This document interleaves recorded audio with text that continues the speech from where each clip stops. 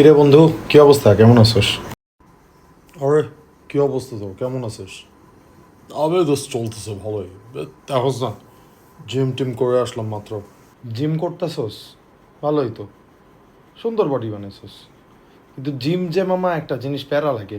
যারাই শুনি জিম করে হেরাই শুনি স্টেরয়েড করতেছে। আর স্টেরয়েড কোনে বলে জিনিস কাজ করে না। আর দেখি ঠিক? আর না বেটা, কি কস এডি সব? জিম করলে কি মানুষের স্টেরয়েড না লাগবে? আর জিম যারা করে তারা কি সবাই স্টেরয়েড নয়?